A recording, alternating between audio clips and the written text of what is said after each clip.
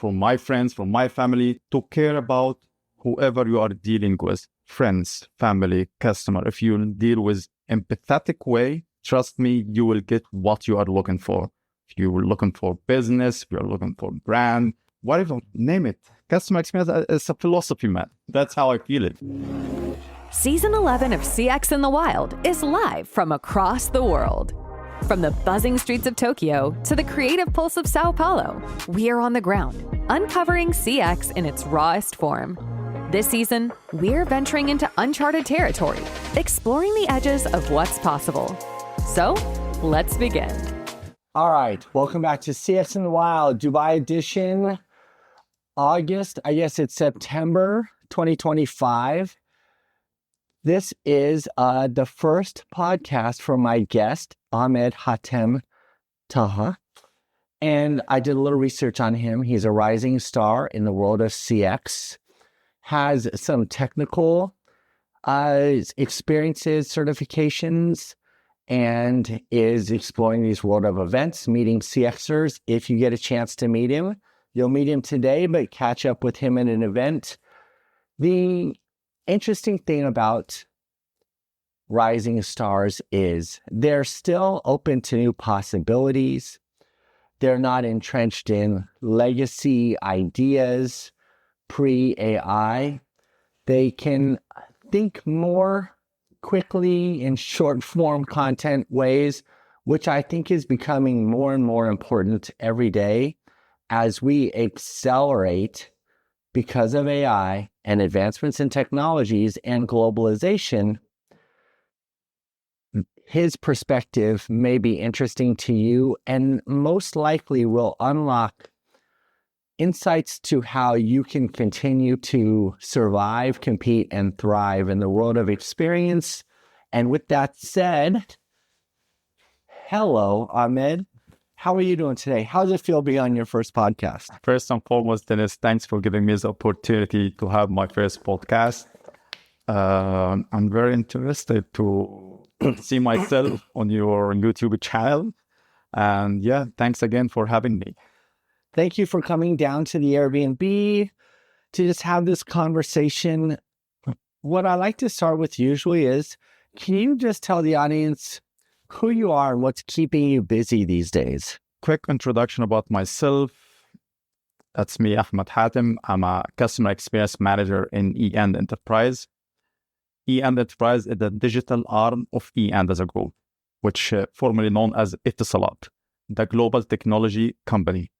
So I was fortunate enough when I came and landed in UAE. I started in Etisalat as a key account manager, handling a lot of customers in the SB segment, and then I moved to the CPaaS industry. CPaaS, which is a communication platform as a service, it's a terminology which we use in the technology, assisting customer to utilize the omni-channel communication solutions in the proper way.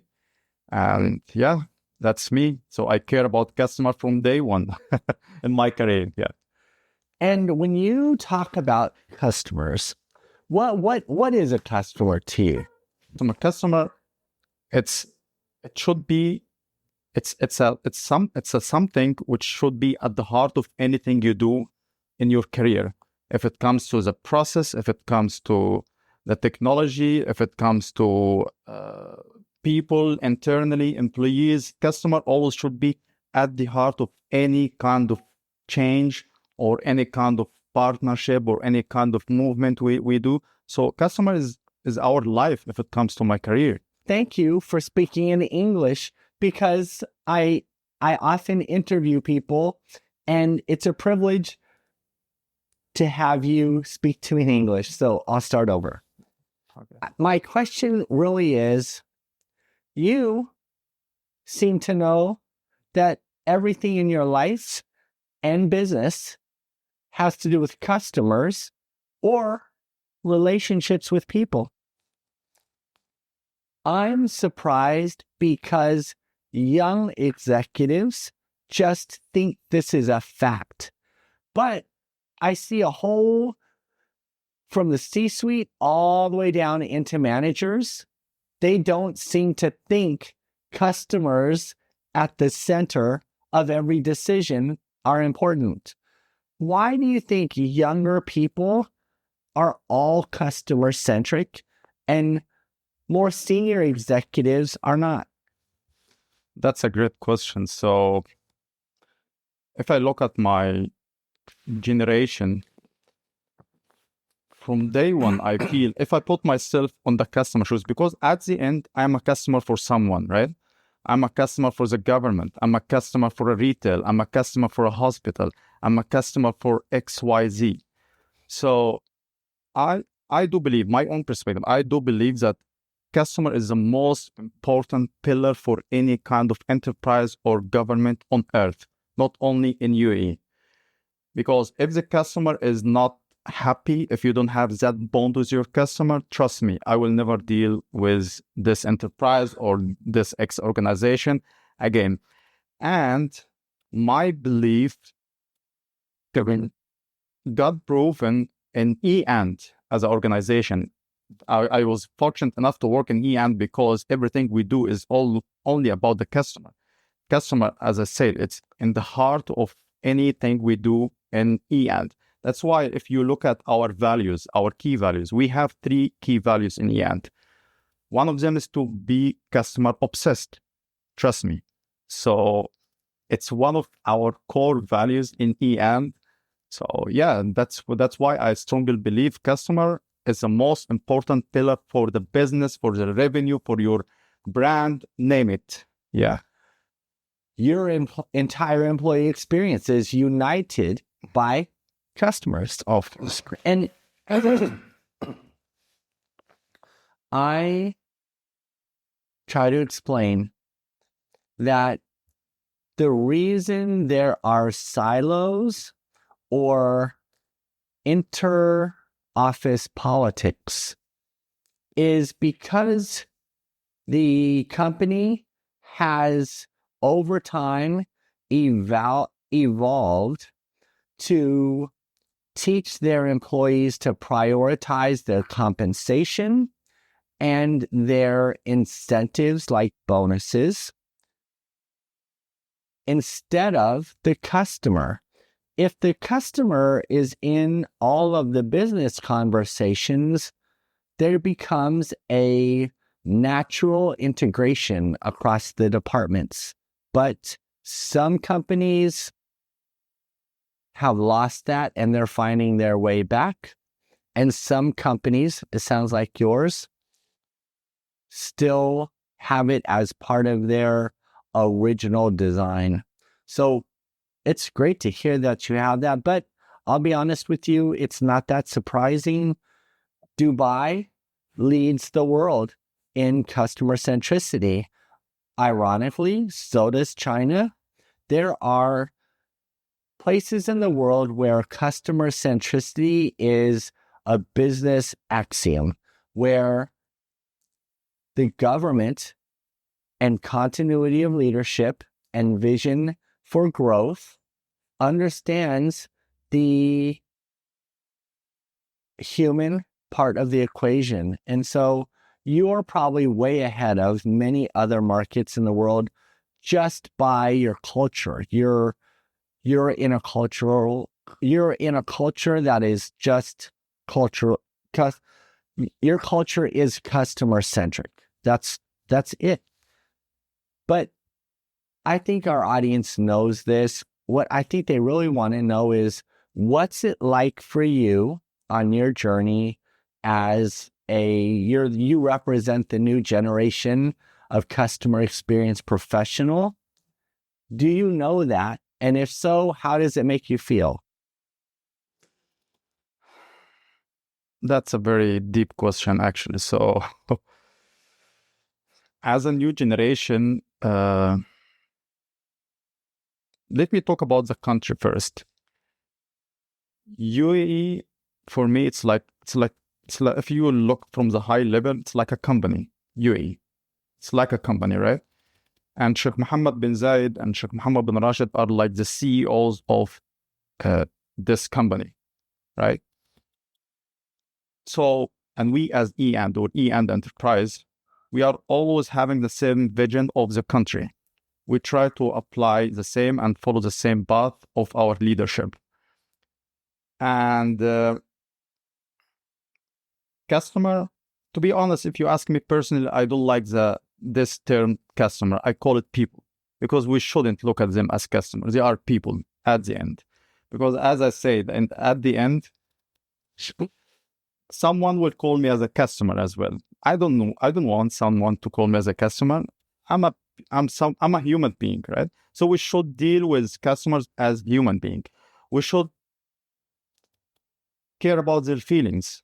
Because if you want me to define what is customer experience is how customer feels in every single interactions he is having with your organization. This interaction, it might be, how do I feel when I receive your message on the SMS? Is it personalized or just generic to the public? It makes me feel better when you mention, hello, Ahmed Hatem, that's me from XYZ company, blah, blah, blah. If I'm calling your call center, do you know who am I when I'm calling you? Do you know my persona? Do you have my history in your record? Or I have to explain to you again that I have this issue and I have to go in a hassle. So people experience matters in my life. It's my philosophy, to be honest. It's not about only my career. That's what I do in life. I'll give you a very good example. I apply customer experience in my personal life. Very good example. You will like it. Recently, I brought my mom to UAE. She's an old lady, very traditional Egyptian mom. Okay. So I dealt with my mom as a customer. When she came, first, what is the key pillar between any kind of relationship or a bond with someone? Trust. Does she trust me? Of course, she's my mom. She trusts me. Okay. So I did with her. I have a specific framework which I'm working on it in the back of my mind. First, trust. Does she trust me? Yes, of course. Personalization. What does she like? What are her interests? She loves, for example, to sit in front of the sea. She loves the Egyptian food. She loves 1, 2, 3, 4. So I put all her interests, resolve her issues. I know my mom, she's having a certain kind of illness. So if something goes wrong, am I capable to resolve this issue? Yes, I do.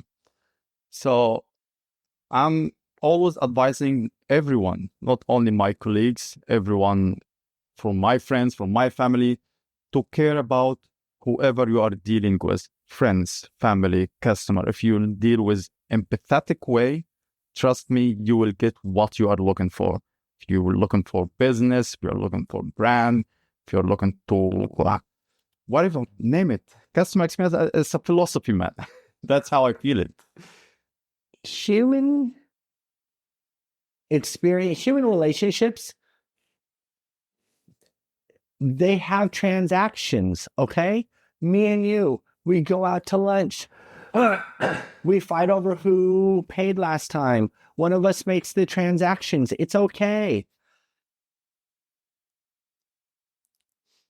There are capitalistic societies or governments that have evolved to isolate and optimize transactions, conversations, and mindsets. And I tell you this because you're in a part of the world and it's cultural. I've done a lot of research now in the last year about where does the culture of customer experience come from? And I'll give you a perfect example.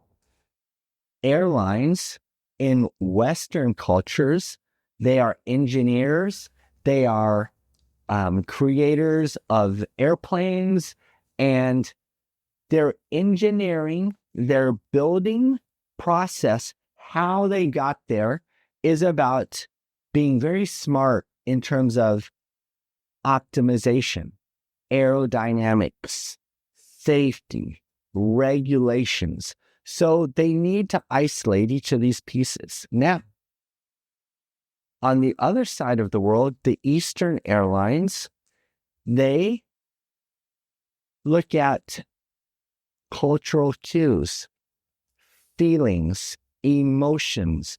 Their businesses are set up entirely different in the airlines. Qatar. I did a report on all of the lounges. I guess not all, but the top 10 lounges in the world. All of the Eastern lounges have cultural thematics to set the vibe. And it's not about entertaining, it's about creating an ambiance that for the traveler, they get to feel some of the local culture, and the people from the local culture get to feel a sense of home or familiarity. But even more so, if you look at the Qatar Lounge in Doha, they use it as a lab. It's their innovation lab. It's easy for them to test a change in vibe. It's easy for them to test a change in service and delivery. And they get feedback right there from their most loyal customers, which they can implement in the rest of their ecosystem. And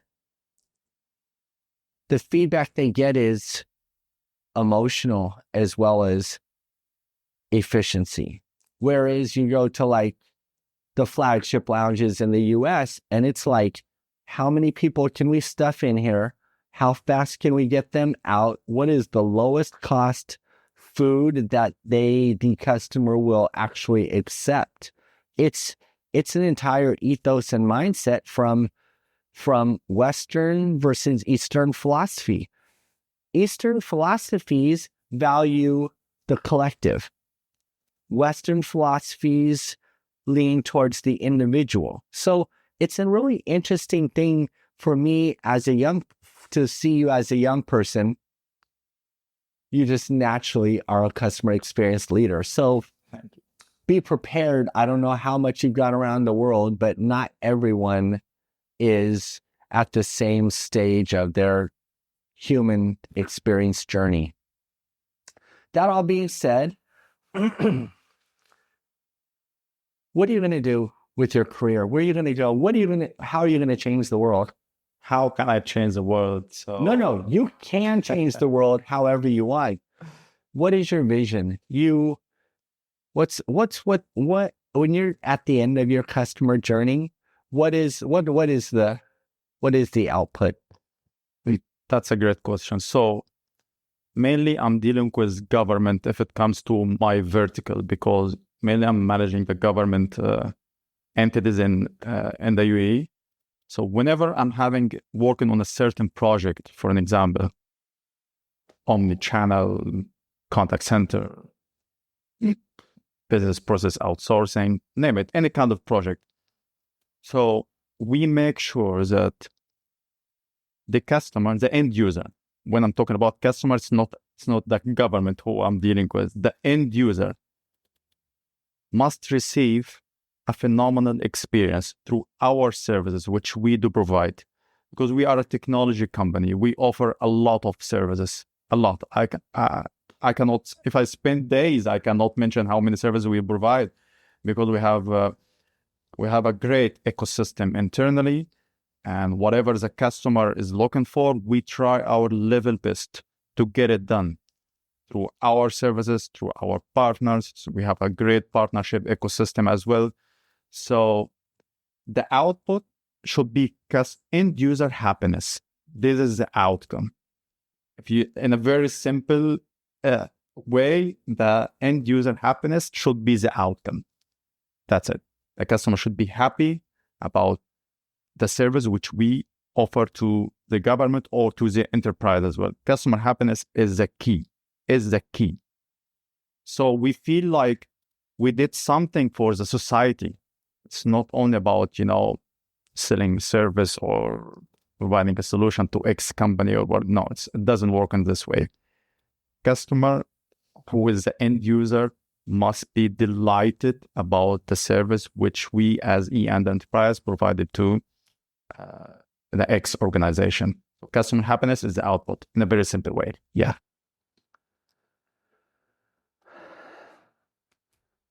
It seems so simple when you say it.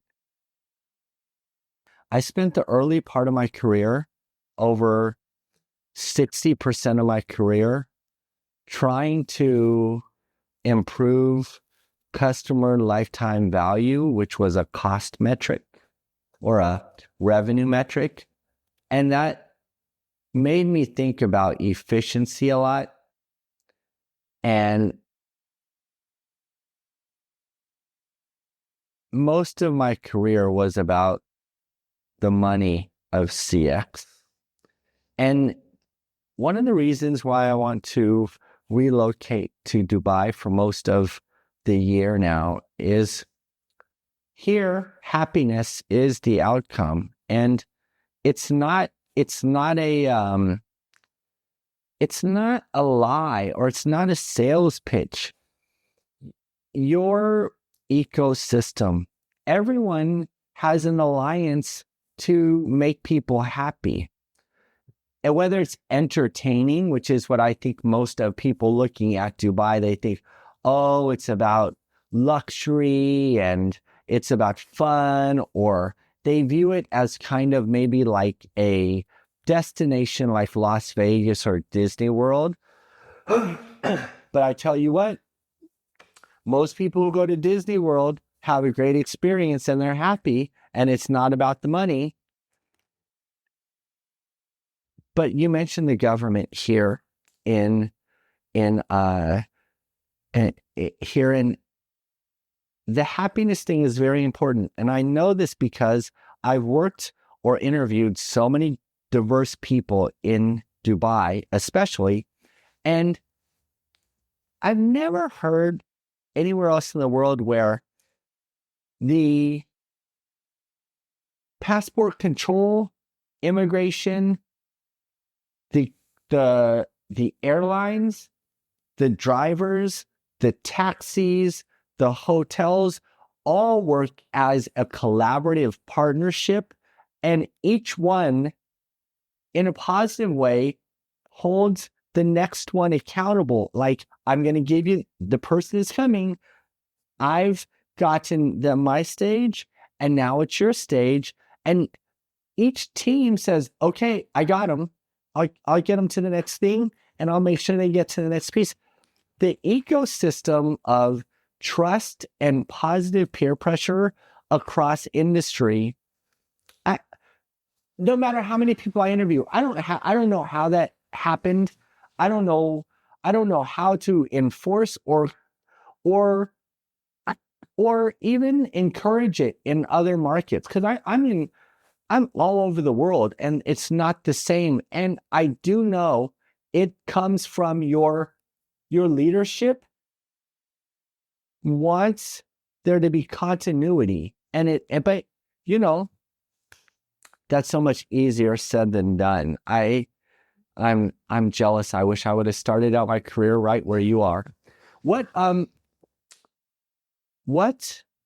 you focused on this year in your tactical delivery, academic work, the day-to-day? Because happiness as a goal is great, but you have to be smart, you have to learn things, you have to execute. What kinds of things do you focus on executing? If you are talking about my 5-year plan from today, for an example, first I'd love to care more about my health, because if you are in a good health, you can deal with people in a good way. By the way, health is a key. I'm advising everyone to care about health. Health is the key so you can care about others. If it comes to the education, it's endless journey. You have to study till end of your life, especially in this time of the world, the AI and machine learning.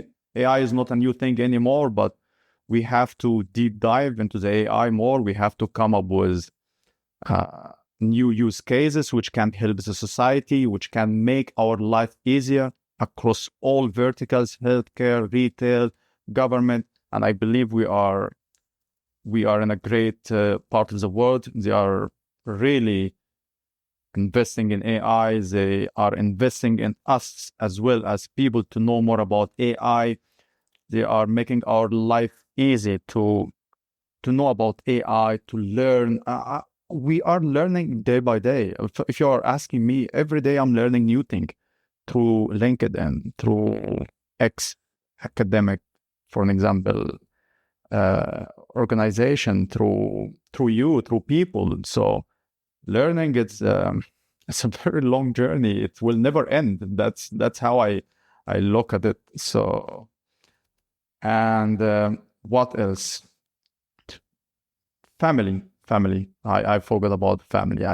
Family comes first for me. And family, I'm still single, but I have family. It means my mom and my siblings. So family, if my family are in a good condition, they are happy, I'll keep talking about customer happiness. Family happiness is the key as well. If they are happy, I can perform, I can study, I can be in a good shape with my people who are surrounding me, right? So I always keep family at the center of anything also I do, or any kind of movement I do in life. So yeah, that's it in a very simple way. I'll tell you what, this is my podcast. People can hate me all they want. You said this thing about health. Unpopular opinion,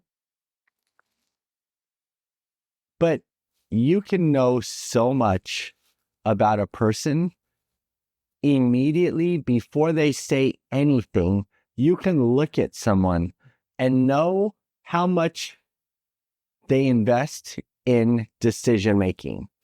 You can just tell instantly what kind of decisions they make.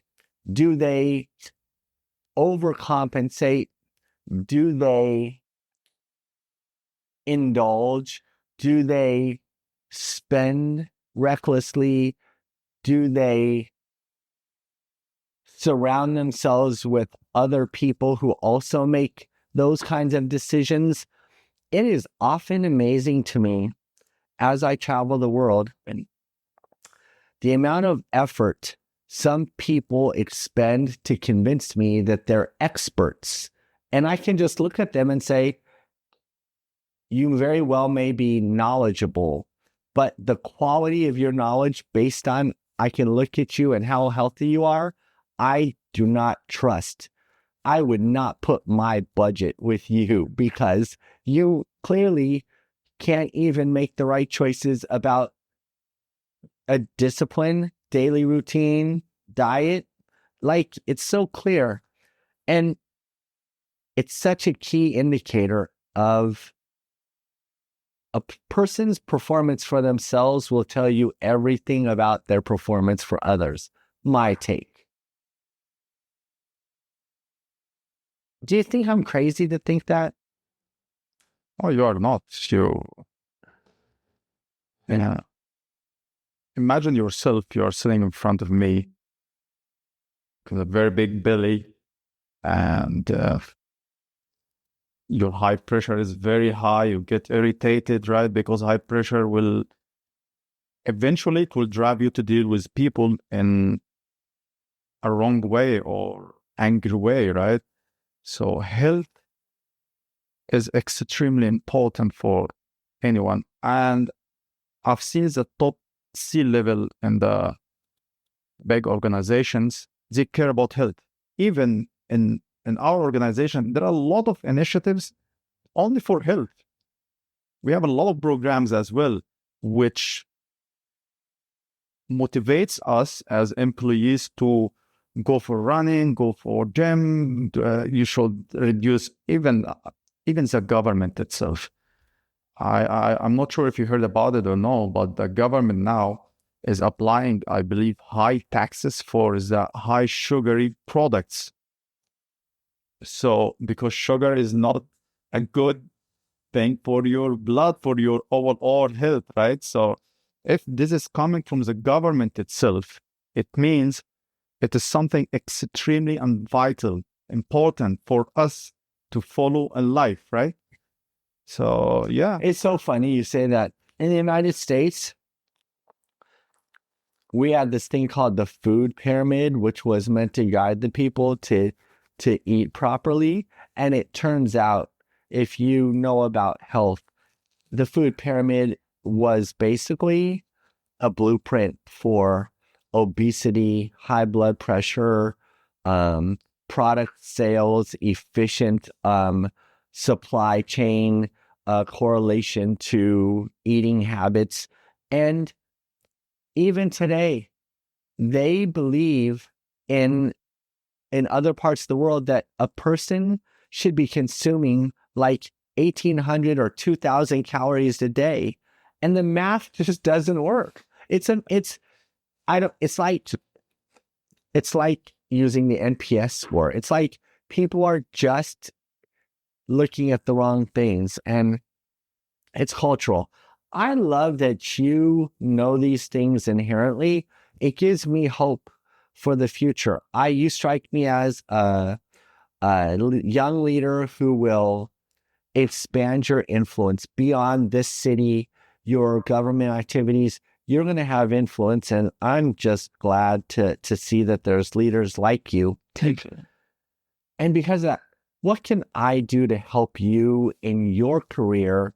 We talked earlier about you might kick off a podcast.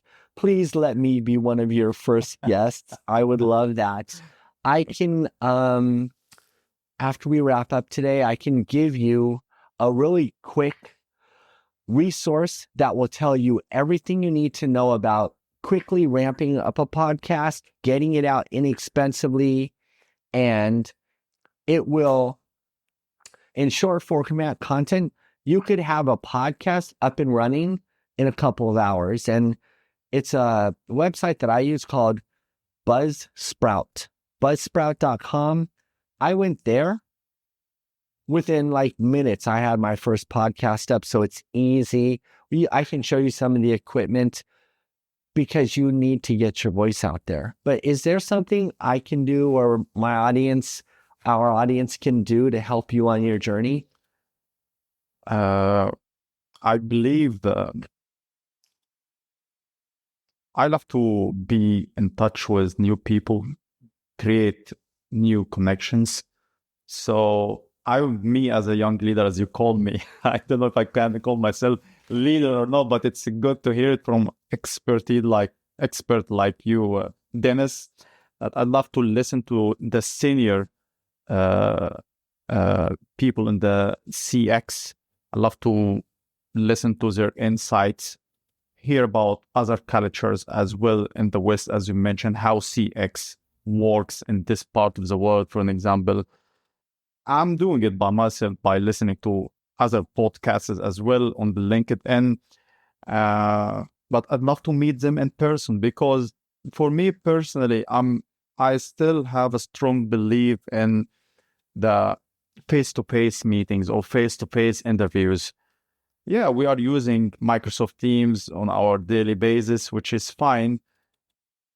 But again, face-to-face meetings still for me very important, because you can understand the body language. You can read everything from just the look at the eyes, So yeah, that's it. Great connections will help me to be a better person. Fair enough. You made me think.